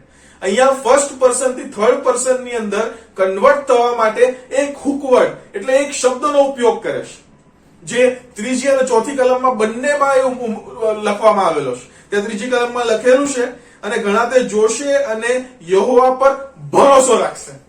ચોથી કલમમાં લખેલું છે, જે માણસ યહોવા પર ભરોસો રાખે છે. સો ભરોસો, trusting the lord A centrality બની જાય છે અહીંયા. એટલે અહીંયા મેઇન પ્રિન્સિપલ જે દાઉદ મને તમને શીખવવા માંગે છે એ તો એ છે કે ટુ ટ્રસ્ટ લોર્ડ. એ પ્રભુ પર ભરોસો રાખવાની વાત. એ જે કાદવમાંથી, એ કીચડમાંથી, એ ખાડામાંથી પ્રભુએ તમને જયારે બહાર કાઢ્યા, તમે આત્મતપાસ કરો, એ જૂની પરિસ્થિતિઓને તમે તમારા મનમાં લાવો, અને પરિસ્થિતિઓને મનમાં લાવતા જ્યારે પ્રભુનું જે વિશ્વાસુપણું છે એને તમે યાદ કરતા તમે એ ધન્ય થઈ જાવ છો. કારણ કે પ્રભુ પર ભરોસો રાખવાનું પરિણામ એ અજાયબ જ આવ્યું છે. પ્રભુ પર ભરોસો રાખવાનું પરિણામ એ આનંદદાયક આવ્યું છે. પ્રભુ પર ભરોસો રાખવાનું જે પરિણામ છે એને પરિણામ સ્વરૂપે હું ને તમે એ કાદવમાંથી ને એ ખાડામાંથી બહાર નીકળ્યા છે. That is the principle, trusting the Lord. Trust નો જો પરિભાષા તમારી આગળ મૂકવું તો અસ્તાને નહીં ગણાય. ટ્રસ્ટ એટલે શું? ભરોસો મૂકવો એટલે શું? મારા જેટલા બી તાલંતો છે, મારી જેટલી બી આવડતો છે, મારા જેટલા બી રિસોર્સિસ છે, મારી જેટલી બી ઓળખાણો છે, મારા જેટલા બી કોન્ટેક્ટ છે, બધું બાજુ પર મૂકી દેતા હું મારો આધાર કેવળ ને કેવળ પ્રભુ પર રાખું. That means to trust the Lord. To trust the Lord. Wait upon the Lord is one of the most important exercise. એ પર્સનલ ટેસ્ટિમની અંદર મેં તમે જોયું, પણ પબ્લિક પ્રિન્સિપલ ની અંદર એ વ્યક્તિઓ માટેના સિદ્ધાંતમાં એ પ્રભુ પર ભરોસો રાખવો એ બહુ જ અગત્યનું બની જાય છે. આ જે ભાગમાં 4થી અને 5મી કલમની ભાગમાં જે ભાષાનો ઉપયોગ છે એ ભાષા મને તમને બીજા એક ગીતમાં પણ જોવા મળે છે. જો તમે મારી સાથે ગીતશાસ્ત્ર નું પુસ્તક અને તેનું 139મું ગીત ખોલશો તો ત્યાં આગળ 13મા કલમથી આગળ આ પ્રમાણે લખેલું છે. આ પણ દાઉદનું જ ગીત છે. દાઉદ લખતા કહે છે કે મારું અંતઃકરણ તે ઘડ્યું છે અને મારી માના પેટમાં તે મારી રચના કરી છે. ભય તથા આશ્ચર્ય પ્રમાણે એવી રીતના મને રચવામાં આવ્યો છે, માટે હું તારી આભાર સ્તુતિ કરીશ. તારા કામ આશ્ચર્યકારક છે. એ મારો જીવ સારી પેટે જાણે છે. જ્યારે મને અદ્રશ્ય રીતે રચવામાં આવ્યો અને પૃથ્વી પર છેક નીચલા ભાગમાં વિવિધ કરામતથી મને ગોઠવવામાં આવ્યો, ત્યારે પણ મારું ખોડું તને અજાણ્યું નહોતું. મારો ગર્ભ તારી આંખોએ જોયો છે અને મારું એક એક અંગ થયેલું નહોતું, ત્યારે પણ તેઓ સર્વ તેમ તેઓના ઠરાવેલા સમયો તારા પુસ્તકમાં લખેલા હતા. હે ઈશ્વર, તારા વિચારો મને કેટલા બધા મૂલ્યવાન લાગે છે. તેઓની સંખ્યા કેટલી બધી મોટી છે. જો હું તેઓને ગણવા જાઉં તો તેઓ રેતીના કણ કરતા પણ વધારે છે. જ્યારે હું જાગું ત્યારે હું હજી તારી સાથે હોઉં છું. દાઉદ રાજા એ એક્નોલેજ કરે છે કે પ્રભુ પર જ્યારે હું ભરોસો રાખું છું ને તો એની સાથે સાથે હું એ વાત પર પણ ભરોસો રાખું છું કે પ્રભુ જે છે એ સર્વોપરી પ્રભુ છે. પ્રભુ બધું જ જાણે છે. He knows everything. એવી તમારા જીવનની કોઈ પણ પાસું નથી, એવું તમારા જીવનનું કોઈ પણ પહેલું નથી જેનાથી ઈશ્વર અજાણ હોય. દાઉદ કહે છે કે હું જયારે મારા દેહમાં પણ નતો આવ્યો ત્યારે પણ તે મને જોયો છે. હું જયારે મારા માના ગર્ભમાં મારું ફોર્મેશન કન્સેપ્શન થયું ત્યારે પણ પ્રભુ તું જાણે છે. What a wonderful and amazing God we worship. કેટલા અજાયબ જેવા ઈશ્વરની આરાધના હું ને તમે કરીએ છે કે જે મને અને તમને અતથી ઇતિ સુધી જાણે છે. જે થયેલું છે એ પણ જાણે છે, જે થઈ રહ્યું છે એ પણ જાણે છે, અને જે થવાનું છે એ પણ જાણે છે. Our God is a sovereign God. આપણો ઈશ્વર એ સર્વોપરી ઈશ્વર છે. એ બધું જ જાણે છે. એ દરેકે દરેક નાની નાની ઝીણી ઝીણી જે ડિટેલ્સ છે એ બધું જ જાણે છે. એ આપણા વિશે વિચાર કરે છે. કેટલી અજાયબ જેવી વાત કહેવાય. રેતીના કણ કરતા પણ નાની આપણું જીવ, અને આપણા જીવ વિશે, આપણા જીવન વિશે એ ઈશ્વર વિચાર કરે છે. હી થિંક્સ. અહીંયા દાઉદની આ જે વ્યક્તિગત સાક્ષી હતી, એક થી 3 કલમની અંદર જે એક ખાડામાંથી બહાર કાઢી હતી, એ એક ખાડામાંથી બહાર કાઢવાના અનુભવને કારણે, સાક્ષીને કારણે હવે એ વધારે બોડી રીતના, વધારે ચોડી રીતના, બ્રોડલી હવે ઈશ્વરના નામની સ્તુતિ કરવા માંગે છે. કારણ કે now he is looking at his life from beginning till the present. Look at your life. તમે તમારા જીવનોને જુઓ. ઈશ્વરે મને તમને કેટલા બધા કાદવોમાંથી બહાર કાઢ્યા છે. ઈશ્વરે મને તમને કેટલા બધા ખાડાઓમાંથી ઊંચા કાઢ્યા છે, અને આપણને ખડક પર સ્થાપિત કર્યા છે. ખડક પર સ્થાપિત કર્યા છે. That is the assurance that David is giving. અહીંયા ગાડી એક અનુભવ પરથી અજાયબ જેવા અનેક અનુભવો એના મગજમાં આવી રહ્યા છે અત્યારે, અને એ વિચારો જો એ લખવા બેસે તો એ અસંખ્ય છે. That's what he is telling. એ પર્સનલ ટેસ્ટિમની જ્યારે પબ્લિક પ્રિન્સિપલ્સમાં જ્યારે કન્વર્ટ થાય છે, then it becomes a broader picture. ત્યારે બહુ બોડું ચિત્ર મારા ને તમારે સારું એ મૂકવામાં આવેલું છે. અને સહેજ આગળ વધતા પબ્લિક પર્સનલ ટેસ્ટિમની 1 થી 3 કલમ, ત્યારબાદ પબ્લિક પ્રિન્સિપલ્સ 4 અને 5 કલમ, અને હવે પર્સનલ ડેડિકેશન. પર્સનલ ડેડિકેશન ગુજરાતીમાં જો જોઈએ તો વ્યક્તિગત સાક્ષી, બીજા અન્ય વ્યક્તિઓ માટે સિદ્ધાંતો, અને હવે એ વ્યક્તિગત સ્વ સમર્પણ. વ્યક્તિગત સ્વ સમર્પણ એ આપણને 6 થી 8મી કલમની અંદર જોવા મળે છે. હવે આ જે પ્રકારનો જે છુટકારો દાઉદને આપ્યો છે ઈશ્વરે, તો એનો એ પ્રતિસાદ કઈ રીતના આપે? હલવાનનું બલિ ચડાવે, બળદને બલિ ચડાવે, અથવા શું પેલા હોલાઓનું બલિ ચડાવે? ના. પ્રભુના વચનોની અંદર સ્પષ્ટતાના ધોરણે દાઉદ લખેલું છે અહીંયા કે તને યજ્ઞ તથા ખાદ્યાર્પણની અપેક્ષા નથી. તે મારા કાન ઉગાડ્યા છે. તે મારા કાન ઉગાડ્યા છે. તમે તમારા મનમાં રાખજો. ઇટ ઇઝ વેરી ઇમ્પોર્ટન્ટ, અને બહુ અઘરું છે આને સમજવું. અને આપણે ફરી સમજીશું. તે મારા કાન ઉગાડ્યા છે. ત્યારબાદ આગળ લખેલું છે દહનાર્પણ તથા પાપાર્પણ તે માંગ્યા નથી. તેથી મેં કહ્યું, જો હું આવ્યો છું. પુસ્તકમાં મારા વિશે લખેલું છે, હે મારા દેવ, તારી ઈચ્છા પ્રમાણે કરવાને હું રાજી છું. તારો નિયમ મારા હૃદયમાં છે. જે જનરલ થોટ, જે સામાન્ય વિચાર અહીંયા મારાને તમારી સામે મૂકવામાં આવેલો છે, તો એ કે કોઈ પણ પ્રકારના ખાદ્યાર્પણ, પાપાર્થાર્પણ, અર્પણો, યજ્ઞો, ઇટ ઇઝ નોટ સફિશિયન્ટ. એ કાફી નથી. અહીંયા ગાડી એ સ્વ અર્પણ, સ્વ સમર્પણની વાત દાઉદ રાજા કહે છે. એવરીથિંગ, તમારું જીવનનો દરેકે દરેક પાસું, દરેકે દરેક પહેલું, દરેકે દરેક ફેઝ, એ બધાનું અર્પણ. ઘણી બધી વાર હું ને તમે ઈશ્વરને સિલેક્ટેડ અર્પણ કરીએ છીએ આપણા જીવનના, કે પ્રભુ રવિવાર તારો, સોમવારથી શનિવાર મારો. ના. દાઉદ રાજા એ સંપૂર્ણ વ્યક્તિગત સ્વ સમર્પણની વાત એ 6 થી 8મી કલમની અંદર મારે તમારે સારું મૂકે છે. એક જ યોગ્ય પ્રતિસાદ હોઈ શકે. એક જ યોગ્ય પ્રતિસાદ હોઈ શકે કે ઓ પ્રભુ, આ રહ્યો હું, અને હું તારી ઈચ્છા કરવાને રાજી છું. દાઉદ રાજા શીખવે છે. દાઉદ રાજા, હે પ્રભુ, હું આ રહ્યો, અને હું તારી ઈચ્છા પ્રમાણે કરવાને રાજી છું. રાજી છું. આગળ વધીએ એ પહેલા મેં તમને પહેલા કહ્યું હતું કે 6ઠ્ઠી કલમનો જે બીજો ભાગ છે કે તે મારા કાન ઉઘાડ્યા છે, એ થોડું સમજવાનો આપણે પ્રયત્ન કરીએ. આ ભાષાનો એ ઉપયોગ કેમ કરવામાં આવેલો છે? તે મારા કાન ઉઘાડ્યા છે. જો ઓરિજિનલ હિબ્રુ ભાષાનો તમે જો અભ્યાસ કરો તો ત્યાં તમને ખબર પડે કે ત્યાં ગાડી જે શબ્દ છે એને ઇંગ્લિશમાં ડગ આઉટ કહી શકાય, કે તે મારા કાન ખોદ્યા છે. તે મારા કાન ખોદ્યા છે. હવે આની અંદર બીજો એક જે વર્ડ ઉપયોગ કરવામાં આવે જનરલી, જે જૂની લેંગ્વેજની અંદર એનો ઉપયોગ કરવામાં આવતો હતો, એ તો એ હતો કે તે મારા કાન વીંધ્યા છે. ઓરિજિનલ હિબ્રુમાં એનો મતલબ થાય તે મારા કાન ખોદ્યા છે. બીજો એક સમાનાર્થી અથવા ભાવાર્થ આપણે સમજી શકીએ તો કે તે મારા કાન વિંધ્યા છે. અને ઘણા બધા અંગ્રેજી ભાષાંતરોની અંદર તે મારા કાન વિંધ્યા છે. યુ હેવ પિયર્સ્ડ માય ઇયર, એવો શબ્દનો ઉપયોગ કરવામાં આવ્યો છે. અને જયારે આપણે પિયર્સ અથવા જે વિંધ્યા જે શબ્દ છે, વિંધવાની જે વાત, એનું જયારે આપણે વર્ણન કરીએ છીએ ત્યારે મને તમને એ નિર્ગમન 21 પર આપણે જઈ શકીએ છીએ.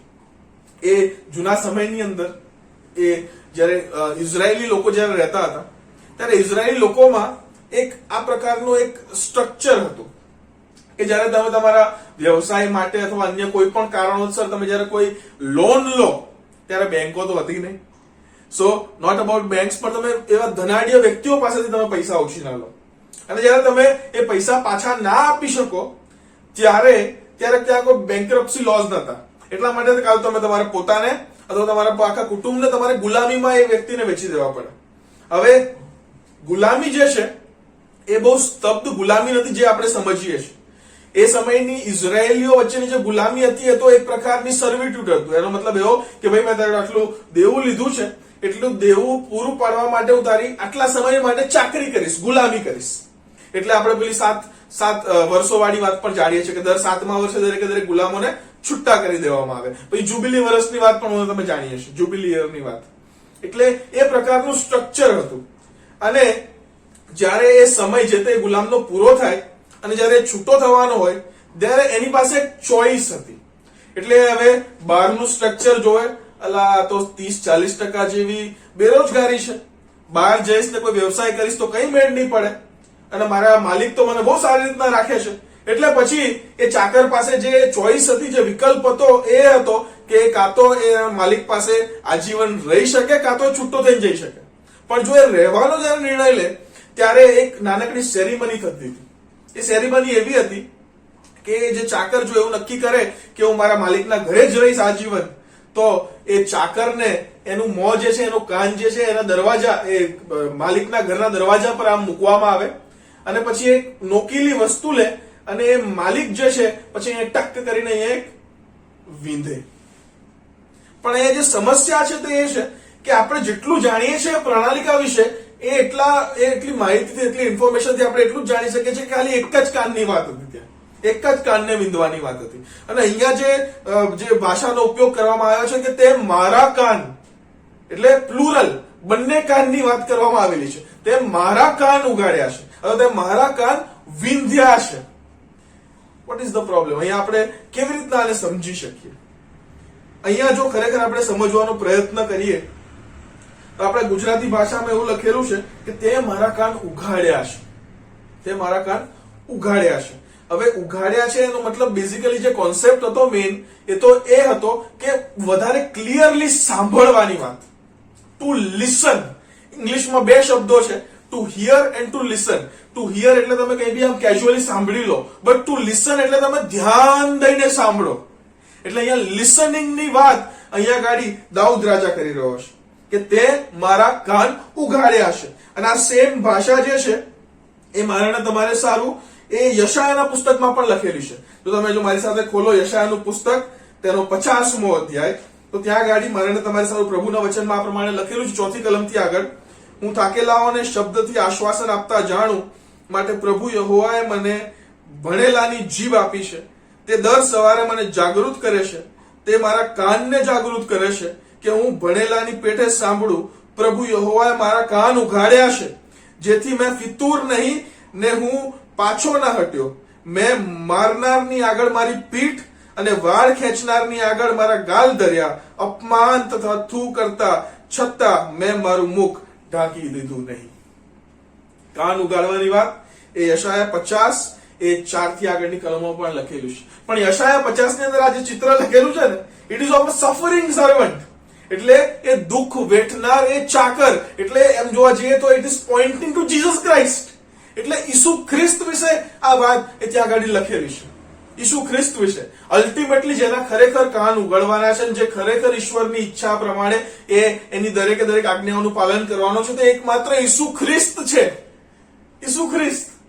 મેં તમને આની પહેલા પણ આપણે જયારે મલ્કીસેદેક વિશે આપણે જયારે મનન કર્યું હતું ત્યારે પણ મેં તમને કહ્યું હતું કે જૂના કરારની ઘણી બધી એવી લેંગ્વેજીસ છે, ઇમેજીસ છે, પર્સનાલિટીઝ છે, ફ્રેઝીસ છે જે આપણને અલ્ટિમેટલી ઈસુ ખ્રિસ્ત તરફ ઇશારો કરે છે. What is this? અહીંયા શું થઈ રહ્યું છે? એ ગીતશાસ્ત્ર એ 40 ની અંદર પણ એ ઈસુ ખ્રિસ્તનું એ પોઇન્ટર મને તમને જોવા મળે છે. એ યશાયા 50 4 થી 6 જે છે એની અંદર પણ એ સફરિંગ સર્વન્ટ વિશે લખવામાં આવ્યું છે. એમાં પણ એ કાન ઉગાડવાની વાત, દુઃખ સહન કરવાની વાત. દાઉદ એ આજ્ઞાધીન થવાનો છે, પણ તમે વિચાર કરો એ દાઉદના કુળમાંનો, એ દાઉદનો એક વંશજ, એ ઈસુ ખ્રિસ્ત, એ જે દાઉદ કરતા પણ મહાન છે, એ ઈસુ ખ્રિસ્ત કેટલી આજ્ઞાનું પાલન કરશે, કેવી રીતના એ સંપૂર્ણતામાં લાવશે, નિયમને પરિપૂર્ણ તે કરશે. હવે આ જે કાન ઉગાડવાની વાત છે, કાન વિંધવાની જે વાત છે, એનું બીજું એક પાસું આપણે જોવા માંગીએ છીએ. એલેક્સેક્સ એટલે કે સેપ્ટુઆજેન્ટ. ઈસુ ખ્રિસ્ત આવ્યા એના લગભગ 200 થી 300 વર્ષ પહેલા એ જે હિબ્રુ જે બાઇબલ હતું, જે નિયમશાસ્ત્ર, જે પ્રબોધકો અને જે એ ગીતોની વાત, જે આખી લિટરેચરની જે વાત હતી, એ આખું બાઇબલ એ લોકોએ ગ્રીકમાં ટ્રાન્સલેટ કર્યું, યુનાની ભાષામાં એનું ભાષાંતર કર્યું. અને જ્યારે એનું યુનાની ભાષામાં ભાષાંતર કર્યું ત્યારે આ જે ફ્રેઝ છે કે તે મારા કાન ખોદ્યા છે, એનું ભાષાંતર એ ભાષાંતર કરતાએ કંઈક અલગ રીતના કર્યું. ભાષાંતર કરવાનું દાન એ પ્રભુએ મને પણ આપ્યું છે. અને એકવાર એક પ્રચારકનું ભાષાંતર હું કરી રહ્યો હતો ઇંગ્લિશમાંથી હિન્દીમાં, અને ઇંગ્લિશમાંથી હિન્દીમાં જયારે હું ભાષાંતર કરી રહ્યો હતો ત્યારે ભાષાંતર કરતા એક એવો વાક્ય વાપર્યું કે જેના માટે મારે ટ્રાન્સલેશન ઉભું રહીને મારે ઇન્ટરનેટ પર ચેક કરવું પડ્યું કે આનો મતલબ શું થાય. એમણે એવું કહ્યું, and thus John kicked the bucket. और जो હું લિટરલી એને હિન્દીમાં ભાષાંતર કરું તો એનો મતલબ એવો થાય, और उसके बाद યહુન્ના ને उस बाल्टी को लात मार दी. ખરો મતલબ છે ના. એનો મતલબ એવો કે અમુક ભાષાઓમાં અમુક ફ્રેઝ અથવા અમુક જે વાક્યો છે એને લિટરલી તમે જયારે બીજી ભાષામાં જયારે પરિવર્તિત કરો, ભાષાંતરિત કરો, ત્યારે એનો મતલબ જળવાતો નથી. ટુ કિક અ બકેટ એ જે ફ્રેઝ છે એનો મતલબ બીજી ભાષાઓમાં અથવા સામાન્ય રીતના એવો થાય કે એ વ્યક્તિ મરણ પામ્યો, એ વ્યક્તિ મરણ પામ્યો. અને અહીંયા ગાડી એ યુનાની જે ભાષાંતર હતો, ભાષાંતર કરતા હતો, એને પણ એવું લાગ્યું કે કાન ખોદવું એ બરોબર ભાષાંતર નહીં થાય ગ્રીકમાં. એટલે એને શું કર્યું, એને એવો જ એક ફ્રેઝ જે મતલબ એ હિબ્રુમાં થતો હતો, એવો જ એક મતલબ જે યુનાનીમાં સિમિલર થતો હતો, એનો ઉપયોગ એને કર્યો. એટલે એને એવું લખ્યું કે એ મારે તમારે સારું આપણું શરીર તૈયાર કરે છે. હવે આ જે શરીર તૈયાર કરવાની જે ભાષા છે એ ભાષાનો ઉપયોગ નવા કરારના લેખકો કરે છે, એ આપણે થોડા જ સમયમાં જોવાના છે. પણ અહીંયા જે મારાને તમારે જે સમજવાની જે વાત છે તે એ કે ઘણી બધી વાર ભાષાંતર કરેલી બાબતોની અંદર, ટ્રાન્સલેટેડ વસ્તુઓની અંદર એવા ઇક્વિવેલન્ટ ફ્રેઝિયોલોજીના ઉપયોગ થાય છે. કાન ખોદવું અને શરીર તૈયાર કરવું એ બંને અલગ અલગ છે, but both images are trying to give the same concept. શરીર તૈયાર કરવું, કાન ઉગાડવા અથવા કાન વિંધવા અથવા કાનને ખોદવું એ સંપૂર્ણ સમર્પણની વાત કરે છે. દાઉદ રાજા મને તમને આ ગીતની અંદર, આ પોઈન્ટની અંદર એ જ શીખવે છે. અને શરીર તૈયાર કરવું એ યુનાની ભાષાની અંદર, એ યુનાની સંસ્કૃતિની અંદર એ સંપૂર્ણ સમર્પણની વાત મને તમને શીખવે છે. એનો મતલબ એમ કે હું મારું સંપૂર્ણ શરીર જે પ્રભુ માટે તૈયાર કરવામાં આવેલું છે એને હું જ્યારે અર્પણ કરું છું ત્યારે હું ખરો પ્રતિસાદ એ પ્રભુએ જે મને કાદવમાંથી બહાર કાઢ્યો એને માટે આપું છું. કોઈ ખાદ્યાર્પણ નહીં ચાલે, કોઈ પાપાર્પણ નહીં ચાલે, કોઈ યજ્ઞો નહીં ચાલે. It will not work. જો જોઈએ તો હિબ્રુઓનો પત્ર તેનો 10મો અધ્યાય ખોલવા માંગીએ છીએ. હિબ્રુઓનો પત્ર તેનો 10મો અધ્યાય, એની અંદર આખી વાત લખેલી છે કે કઈ રીતના એ નિયમ અપૂર્ણ માલુમ પડ્યો હતો. અને નિયમ અપૂર્ણ માલુમ પડે, નિયમ જે હતો એ કદી સંપૂર્ણતા લાવે એની અપેક્ષા જ નથી. નિયમ કદી સંપૂર્ણતા લાવે એની અપેક્ષા નથી. માટે નિયમને પરિપૂર્ણ કરનાર ઈસુ ખ્રિસ્ત, એની વાત અહીંયા ગાડી હિબ્રુ 10 ની અંદર લખેલી છે.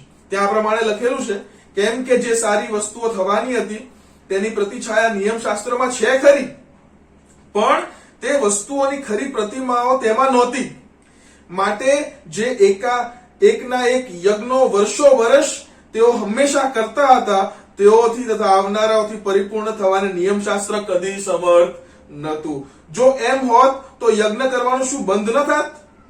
કેમ કે એકવાર પવિત્ર થયા પછી ભક્તિ કરનારા અંતઃકરણમાં ફરી પાપની કઈ અંતરવાસના થાત નહીં.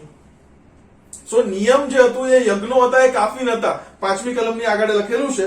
એ માટે જગતમાં આવતા જ તે કહે છે, એટલે ઈસુ ખ્રિસ્તની વાત છે, જગતમાં આવતા જ તે કહે છે તે બલિદાન તથા અર્પણની ઈચ્છા રાખી નહીં, પણ મારે સારું તે શરીર તૈયાર કર્યું છે.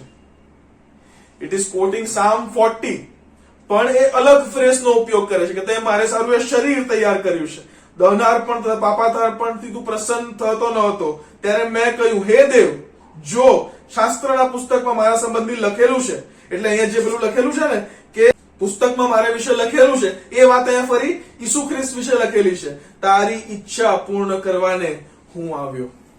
તારી ઈચ્છા પૂર્ણ કરવાને હું આવ્યો. એનો મતલબ એમ કે ઈસુ ખ્રિસ્ત જે આજ્ઞા પાલન કરવાના છે, જે રીતના નિયમ પરિપૂર્ણ કરવાના છે, જે રીતના એ ખરો માર્ગ મને તમને બતાવનાર છે કે જે ખાદ્યાર્પણ પાપાર્પણ યજ્ઞો દ્વારા નથી, એ વસ્તુનું પિક્ચર એ ગીતશાસ્ત્ર 40 ની અંદર દાઉદ રાજા પોતે મને તમને પહેલા જ આપી દેશે. દાઉદ રાજા પોતે એવો પોઈન્ટ કરી રહ્યા છે કે આ જે બાબત છે એ ઈસુ ખ્રિસ્ત તરફ લઈ જાય છે. કારણ કે અલ્ટિમેટ આજ્ઞા પાલન કરનાર તો ઈસુ ખ્રિસ્ત જ છે ને.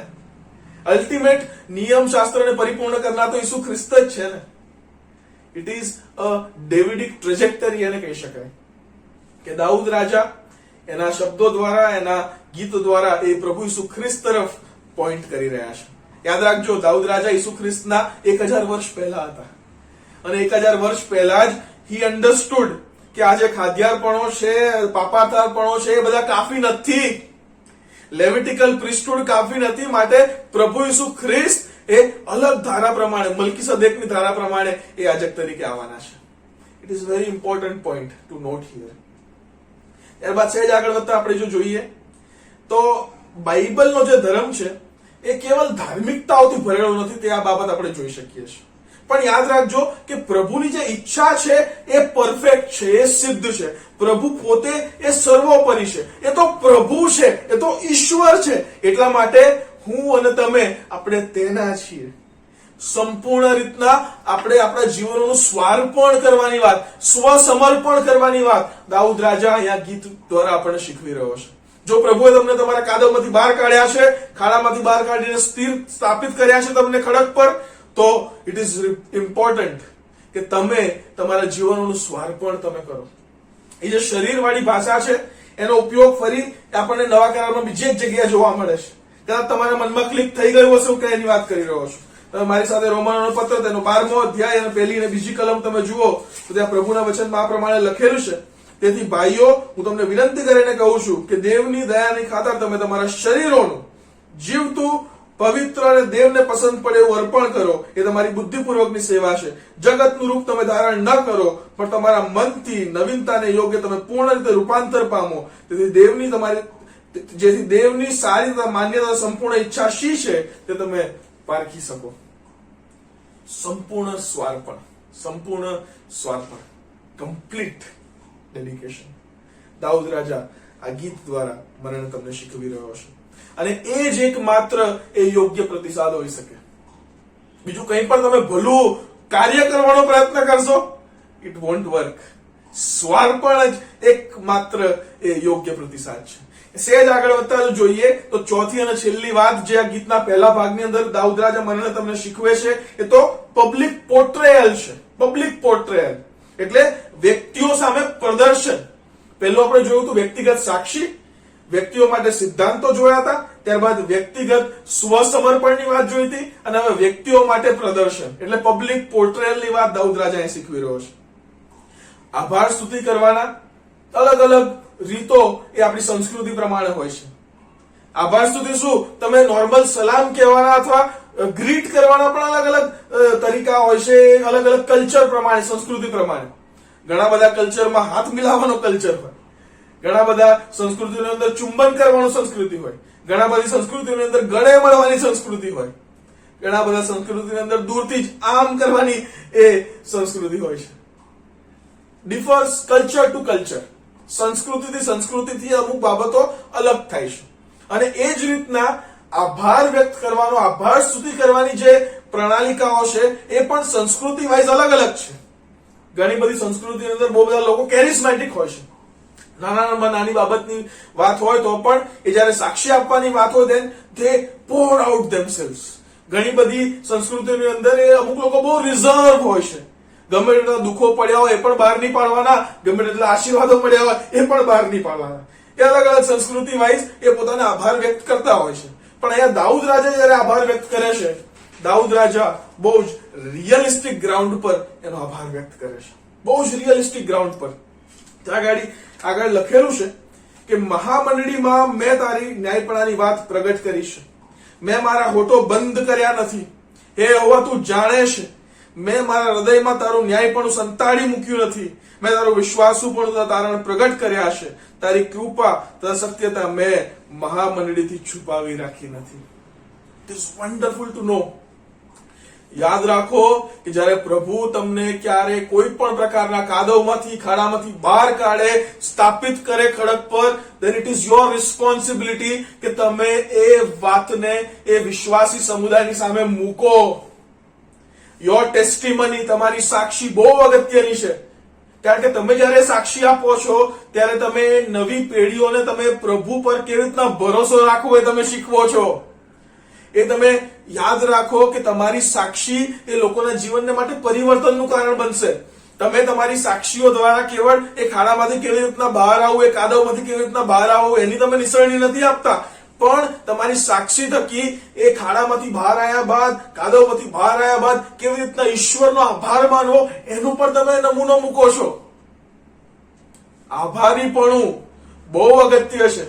એ ખ્રિસ્તી વિશ્વાસી સમુદાયની આગળ તમે તમારી સાક્ષી મૂકો, બહુ અગત્યની છે. બહુ જ અગત્યની છે. It is important. It is very important. એક થિયોલોજીકલ કોલેજની અંદર હસબન્ડ અને વાઇફ બહુ જ અંતરાળના વિસ્તારમાંથી સેવા કરીને થોડા સમય બાદ એ લોકો પીએચડી કરવાને માટે આવ્યા. અને પીએચડી જયારે એ લોકોનો અભ્યાસ ચાલી રહ્યો હતો એટલામાં જ વચ્ચે ખબર પડી કે જે સ્ત્રી હતી, કે જે એમની વાઇફ હતી, એમને કેન્સર થયું છે. થોડા સમય બાદ એ પણ ખબર પડી કે ભાઈને પણ પેટનું કંઈક કેન્સર થયું છે. એને કારણે ઓપરેશનમાંથી એ 90% પેટ કાઢી લીધું છે. એટલે દર 2-3 કલાકે એમણે કંઈક ને કંઈક ખાવું પડે. થોડા સમય બાદ એ પત્ની જે છે એ મૃત્યુ પામ્યા. એ પહેલા એમની એક નાનકડી બાળકી હતી, એ દીકરી હતી. અને દીકરી અને પિતા હવે પીએચડી નો અભ્યાસ પૂરો કર્યા બાદ એ ફરી અંતરાળ વિસ્તારમાં સેવા કરવાને માટે ગયા, મિશનરી કામ. થોડા સમય જ પહેલા જયારે એ કોલેજમાં ફરી પાછા આવ્યા હતા ત્યારે પહેલી જે બાબત એમણે એમના સંદેશા રૂપે એ આખા કમ્યુનિટી, આખા સમુદાયને જે સમજાવી, જે શીખવી તે તો એ કે ઈશ્વર ભલો છે. ઈશ્વર ભલો છે. જે જગ્યાએ તેઓ સંદેશો આપવા માટે આવ્યા હતા એમની અઘરી પરિસ્થિતિની અંદર એ આખા સમુદાય અને લોકોએ બહુ જ સહારો અને બહુ જ ટેકો પૂરો પાડ્યો હતો. એમણે એ સ્વકેન્દ્રિતતામાં એમની સાક્ષી અથવા એમની વાત ન મૂકી, પણ એમણે એમની સાક્ષી થકી એક જ વાત પ્રગટ કરી કે ઈશ્વર એ ભલો છે. ઈશ્વર પકડી રાખનાર છે. ચલો કમસે કમ મારી દીકરી માટે હું એક પિતા તરીકે મને તો આપ્યો કે હું એને ઉછેરી શકું. ચલો કે મરણ અંત નથી, મરણ એ ફૂલ સ્ટોપ નથી, બટ મરણ ઇઝ અ મોમેન્ટરી લેપ્સ. એ અનંત કાળે, કારણ કે પ્રભુ ઈસુ ખ્રિસ્તે પોતે મરણ પર વિજય પ્રાપ્ત કરીને એ અનંત કાળની, એ પુનરુત્થાનની જે મહાન આશા છે એમાં મરણને તમને આગળ વધાર્યા છે. એમાં આપણો વિશ્વાસ આગળ વધાર્યો છે. તમારી સાક્ષી, તમારા બોલ, તમારું પબ્લિક પોર્ટ્રેયલ, તમારું પબ્લિક પ્રોક્લેમેશન એ આવનાર પેઢીઓને માટે, એ વિશ્વાસને માટે, એ ભરોસાને માટે એક પાયારૂપ સ્તંભ બની રહેશે. So it is your responsibility. Dawood રાજા અહીંયા તે કરી રહ્યો છે. He is publicly portraying, A publicly કહી રહ્યો છે. Are you doing? Do it. આ કોરોનાનો સમય તમારા માટે કેવો ગયો મને નથી ખબર, પણ હું એટલું જાણું છું કે એ કોઈકના ને કોઈકના માટે તો એ વિશ્વાસનો અને ભરોસાનું કારણ બનશે જો તમે એને બહાર મૂકશો. It is for sure. એટલે પ્રભુ મારાને તમારા જીવનમાં આટલી અજાયબ જેવી સાક્ષીઓ ઉત્પન્ન કરે છે. પબ્લિકલી પોર્ટ્રે કરો. It is important. એટલે પહેલા ભાગમાં મેં તમે જોયું એ વ્યક્તિગત સાક્ષી પર્સનલ ટેસ્ટિમનીની વાત કરે છે. પછી પબ્લિક પ્રિન્સિપલ એટલે વ્યક્તિઓ માટેના સિદ્ધાંતની વાત કરે છે. ત્યારબાદ સહેજ આગળ વધતા પર્સનલ સેલ્ફ ડેડિકેશન એટલે વ્યક્તિગત સ્વસમર્પણની વાત કરે છે. અને ચોથી અને છેલ્લી વાત પહેલા ભાગમાં જે તે કરે છે એ તો એ પબ્લિક પોર્ટ્રેયલ એટલે વ્યક્તિઓની સામે પ્રદર્શનની વાત કરે છે. સો ધેટ આપણા વિશ્વાસ આપણી સાક્ષી એ લોકોને માટે આવનાર પેઢીઓને માટે એ ભરોસાનું એક સ્તંભ બની રહે કે યહોવા પર ભરોસો રાખો. યહોવા વિશ્વાસુ છે. યહોવા તમને કાદવમાંથી અને ખાડામાંથી બધામાંથી તમને બહાર કાઢશે. He will do it. હવે આપણે ગીતના બીજા ભાગમાં આવવા માંગીએ છીએ. ગીતોનો જે બીજો ભાગ છે એ કલમ 11 થી કલમ 17 ની અંદર લખેલો છે. કલમ 11 થી કલમ 17 ની અંદર ત્યાં આપણે સારું વર્ણન કરતા એનું જો હેડિંગ જો આપણે આપવું હોય તો આ રીતના આપી શકીએ કે એ જે પ્રભુ જે મદદ કરે છે એ મદદ કરતો રહેશે. He will help. He will continuously help. એ 11મી કલમ જો તમે જુઓ તો એક પ્રકારનું પેટિશન એટલે એક પ્રકારની વિનંતી પણ છે અને એક પ્રકારનું અફર્મેટિવ સેન્ટેન્સ પણ છે. હે યહોવા તારી કૃપા દ્રષ્ટિ મારાથી પાછી ન રાખ. તારી કૃપા સત્યતા નિરંતર મારું રક્ષણ કરો. અહીંયા આગળ દાઉદને જ્યારે ઓલરેડી એક ખાડામાંથી બહાર કાઢ્યો છે, ઓલરેડી એક કાદવમાંથી બહાર કાઢ્યો છે, તો દાઉદ હવે અહીંયા ઓનગોઈંગ રક્ષણની વાત કેમ કરે છે? હજી પણ એને રક્ષણની કેમ જરૂર છે? પાપી, પતનયુક્ત અને પતિત એ દુનિયામાં હું તમે જીવીએ છે. અને આ દુનિયાની અંદર મારાને તમારે યાદ રાખવું કે એક ખાડામાંથી બહાર નીકળશો, એક કાદવમાંથી બહાર નીકળશો, આગળ બીજો ખાડો અને બીજો કાદવ રાહ જોતો જ હશે. એ કદી એ અંત નથી આવવાનો. એનો અંત એ પરિપૂર્ણતામાં મહિમામાં જ આવશે ઈશ્વરની. અને માટે વિશ્વાસી ભાઈઓ અને બહેનોને માટે દાઉદ આ નિસરણી રૂપ મને તમને કહેશે કે if you are out of one my bog remember એ આગળ પણ એ કદાચ આવી શકે છે. માટે ઈશ્વર પાસે ઓનગોઈંગ પ્રોટેક્શન, ઓનગોઈંગ રક્ષણની વાત એ દાઉદ રાજા મને તમને શીખવે છે. ઇટ ઇઝ ઇમ્પોર્ટન્ટ કે આપણે આપણો આધાર નિરંતર યહોવા પર જ રાખીએ, આપણો ભરોસો નિરંતર યહોવા પર જ રાખીએ. એટલા માટે તો આપણે પેલું ગીત કહીએ છીએ ને, ઈશ્વર ગતકાળમાં થયો સહાય, ભવિષ્યની છે આશ. He was helpful, he will be helpful. માટે આપણો ભરોસો, આપણી રાહ કેવળ યહોવાની જ જોવાની છે. આજે 11 થી 17 નો જે ભાગ છે એમાં દાઉદ રાજા જે છે એ અલગ અલગ બાબતો માટે ઈશ્વરની મદદ માંગે છે. થોડાક જ સમયમાં તમને કહી દેવા માંગુ છું. એ પહેલી જે છે એ પોતાના વ્યક્તિગત પાપ માટે એ યહોવાની મદદ માંગે છે. 12મી કલમમાં લખેલું છે કેમ કે અગણિત આપદાઓ મને ઘેરી લીધો છે, મારા અન્યાયોએ, જે હિબ્રુ શબ્દ છે મારા પાપોએ મને પકડી પાડ્યો છે, એથી હું ઊંચું જોઈ શકતો નથી. તેઓ મારા માથાના નિમાળા કરતા વધારે છે અને મારું હૃદય નિર્ગત થયું છે. પ્રભુ મને મારા વ્યક્તિગત પાપોથી તું બચાવો. Tech me out of that. પાપી જીવન જે છે એ પાપ તો એ પરિપૂર્ણતા એટલે મહિમા સુધી ચાલતું જશે, કારણ કે આપણે તો એ પાપમાં આપણો ગર્ભ થયો છે. We are sinful, we have a sinful nature. પાપી સ્વભાવ છે. માટે યહોવા પાસે આપણે નિરંતર એ કન્ટિન્યુઅસ એક્સરસાઇઝ ભાગ સ્વરૂપે આપણે એ પાપમાંથી છુટકારા માટે યહોવાની મદદ માંગવી પડશે. સેવ મી ફ્રોમ માય સિન. સાહેબ આગળ હતા 13 થી 15 ની અંદર એ બીટર એનિમીઝ એટલે જે કડવા દુશ્મનો છે એઓથી એ સંરક્ષણ માંગે છે ઈશ્વર પાસે. 13 થી 15 માં લખેલું છે, હે યહોવા કૃપા કરીને મને છોડાવ, હે યહોવા મને સહાય કરવાને ઉતાવળ કર. જેઓ મારા આત્માનો નાશ કરવા મથે છે તેઓ સર્વ ફજેત થાવ ને ત્રાસ પામો. જેઓને મારા નુકસાનથી સંતોષ થાય છે તેઓ પાછા હટો ને આબરૂહીન થાવ. જેઓ મને આહા આહા કહે છે તેઓ પોતાની શરમ ભરેલી ચાલના બદલામાં પાયમાલ થાવ. દાઉદ રાજા એનું હૃદય વ્યક્ત કરી રહ્યો છે કે પ્રભુ તું મારા શત્રુઓથી પણ મને બચાવજે. સહેજ આગળ વધતા ત્રીજા ભાગની અંદર એ કહે છે કે જેઓ તારા મુખને શોધે છે, જેઓ તને શોધે છે તેઓને પ્રભુ બચાવે છે. જેઓ પ્રભુને શોધે છે તેઓને પ્રભુ બચાવે છે. અને એની અંદર જે છેલ્લો જે ભાગ છે કલમનો, યહોવા મોટો મનાવો, ઇટ ઇઝ વેરી ઇમ્પોર્ટન્ટ. હિબ્રુની અંદર બે જ શબ્દો છે, યિગ્દાલ યહવે. યિગ્દાલ યહવે. ક્યારેક એને તમે યિગ્દાલ યહવે કહેશો, યહોવા મોટો મનાવો. જ્યારે તમે કોઈ બહુ જ રમણીય સ્તરે હશો અને જ્યારે તમે કદાચ સનસેટ જોઈ રહ્યા હશો, સનરાઈઝ જોઈ રહ્યા હશો, ત્યારે તમે કહેશો યિગ્દાલ યહવે. યહોવાનું નામ મોટું મનાવો, કારણ કે એને અજાયબ જેવી સૃષ્ટિનું સર્જન કર્યું છે.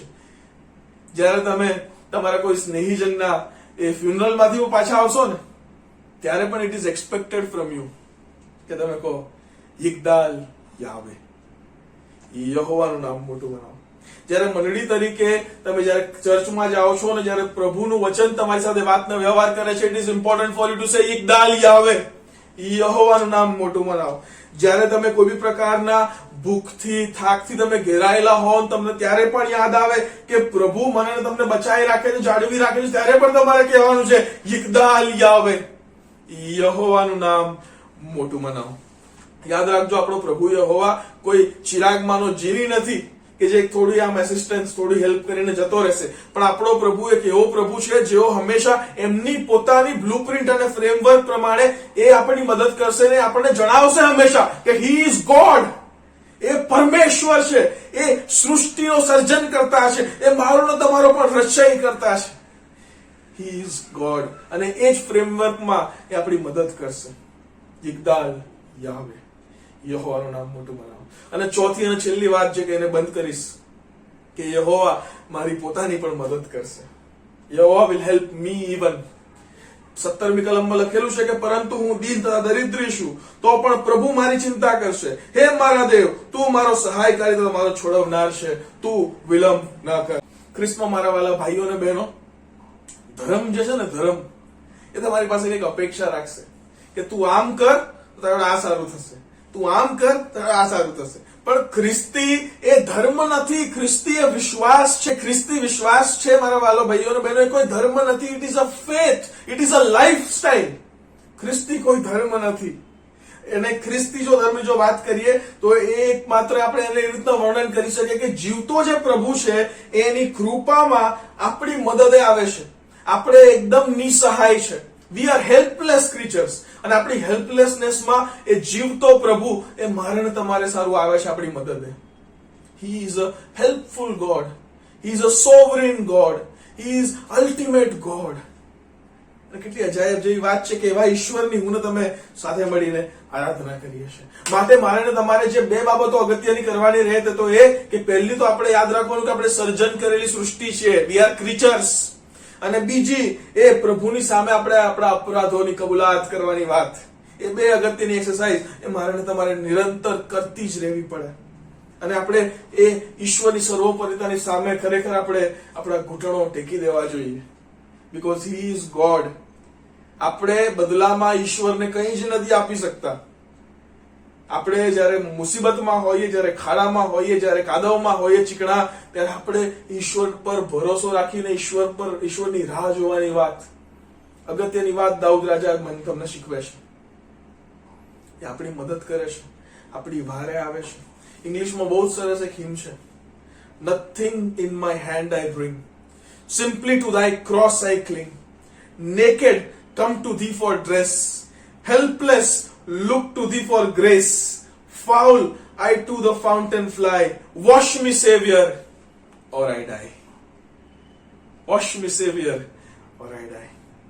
એટલા માટે આપણે અંતતે એ વધસ્તંભની પાસે આવીએ છીએ, એ પ્રભુની પાસે આવે છે. આપણે સારું એમનો એકાકી જનિત દીકરો આપી દીધો અને આપણે એમને આપણી દરેકે દરેક જરૂરતના સમયમાં આપણે એમને શોધી શકીએ છીએ, કારણ કે આપણી વારે આવીને ઉભા રહેશે.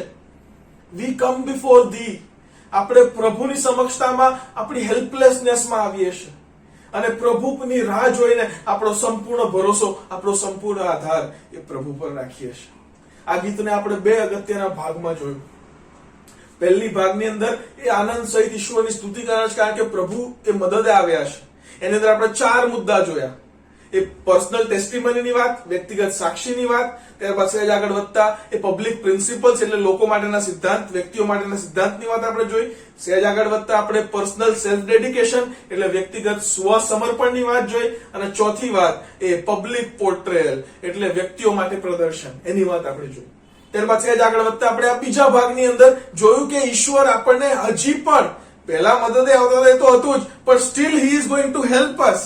એ આપણી મદદે આવશે જ. It is the assurance given to us. તમે કોઈ પણ પરિસ્થિતિમાં, કોઈ પણ સંજોગમાં તમે કેમ ના હો, ઈશ્વરની સામે તમે જાઓ, ઈશ્વરની ઉપસ્થિતિમાં તમે જાઓ. એ પ્રાર્થના થકી, એ પ્રભુના વચનો થકી એ તમને નિરાશ નહીં કરે.